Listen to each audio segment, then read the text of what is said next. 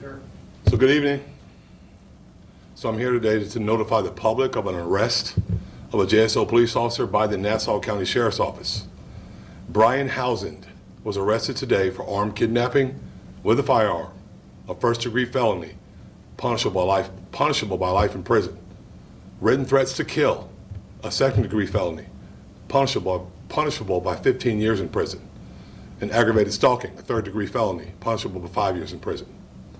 Upon his arrest, JSO immediately suspended Housand of all of his police powers and placed him on leave without pay. While there is due process that must be followed, JSO will terminate Housand. Housand was originally hired by JSO on October 31st, 2005.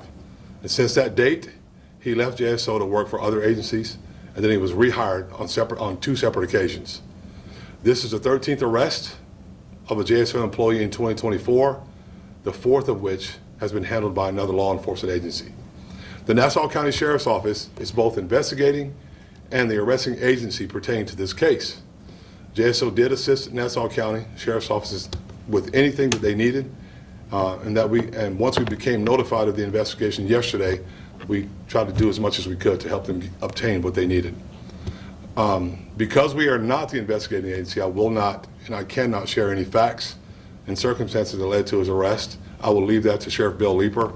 I will ask that you contact the Nassau County Sheriff's Office for any detailed questions.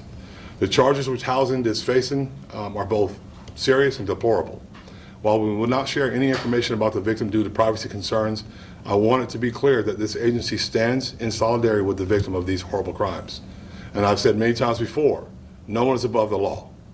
No one. And I'll take your questions if you have any now. Did the victim get hurt? No, the victim is not hurt. Sheriff, were there any threats made prior to this arrest being made? There has been a series of threats, a series of issues that have come to light. And once we found out about them through the Nassau County Sheriff's Office, we took action quickly to make sure that we wanted to make sure we could stop anything from happening. Can you share any information on how you guys were made aware of what was going on? So we learned what we learned from Nassau County. Once they shared that with us yesterday, and then the wheels went into motion very quickly. Undersheriff started reviewing information.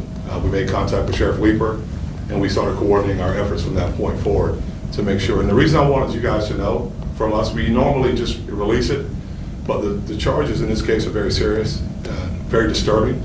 And so we wanted to stand up here and tell you about them because it's very important for you all to hear this information. During his time, Go ahead. During his time, had he ever had any concerning moments, anything that made you guys, I guess, I don't know, flag him or at least take notice? There's been a few situations that he dealt with in internal affairs. It didn't rise to the level of termination at this point. We'll have that information for you, but like I said, this is very unfortunate, very disturbing, and I'm just glad that we were able to take some action now. The Nassau County Sheriff's Office was able to take action now to make sure we got this person into custody and deal with the issues. Was he on duty when this incident happened, or did he use his cop? Those are details that I'm going to leave to Bill Leeper in the Nassau County Sheriff's Office. Like I said, this is their case. I'm coming to you because I want you to know that it's one of your, well, hopefully not very much longer, one of your police officers. But I'm going to leave that to him to explain everything to you guys or get you that detailed information. It's very important that we allow them to release that information when they're ready. I just want to come out and give you the initial information so that you'll know that he's been arrested and he's going to be separated from the Jacksonville Sheriff's Office. And what were his job responsibilities? What was he working He's within a the patrol department? officer. He left at one point. He got a law degree and started practicing law and ended up coming back.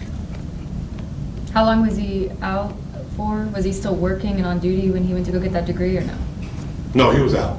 He left. I believe he must have been working on that while he was here. Oh, okay. Then he got it, then left, and then came back. Anything else?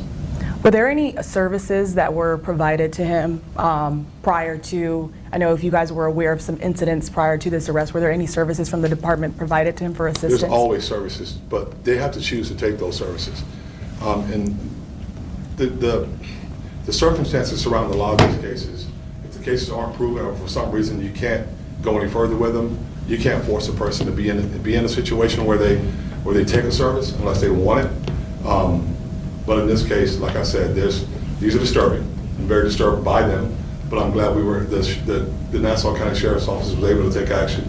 I'm glad that we were able to assist to make sure that we can get him off of our streets. All right, thank y'all. Appreciate it. Thank